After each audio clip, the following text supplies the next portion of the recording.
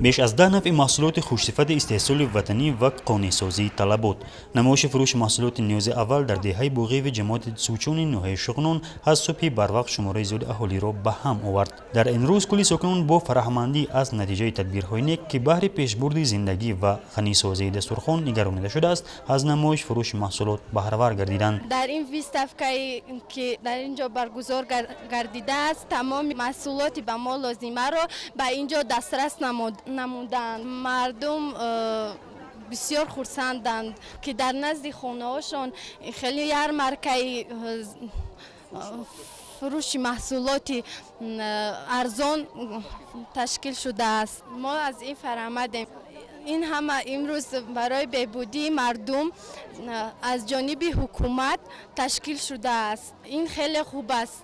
بیش از 50 تن در نمایش فروش محصولات نیاز مردم که با نظرداشت طلبات تشکیل گردید، مواد ضروری غذایی از جمله 2 نوع ارد خوش‌صفت استحصال خود کارخانه غله‌دانه در دهه باغی و جماعت دهات سوچون نوحه شغنون، روغن رستنی، مکرون و شکر و دونگی ها پیشنهاد کرده شد. با نرخ ارزان روغن پخته و مکرون گرفتگی با نرخ ارزان بسیار خرسندم و بسیار تشکر به پرزیدنت جمهوری تاجیکستان. بسیار هم تشکر. بسیار خرسندیم. مردم هم بسیار خرسند است که در نزد اولی در پیش خانه خود همین محصولات هم میگیرند. نمایش فروش نوبتی محصولات از جانب اگنتی ذخیره‌های مادی دولتی نزد حکومت جمهوری تاجیکستان با نرخ دسترس تشکیل گردیده دوام 2 روز عمل خواهد کرد که در رفت آن ارد و دیگر محصولات خوش‌صفت استحصال کارخانه کارکرد غله دهه باغی که سال 2015 هم با اشتراک سرور دولت افتتاح گردیده بود، طلبات مردم را قانع می‌گرداند.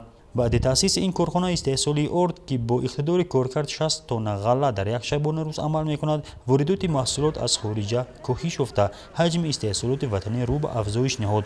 در این زمینه امروز طلبات قریب تمام ساکنان شهر و نواحی ولایت مختار کوهستان بدخشان به ارد خوش‌صفت تامین کرده می‌شود.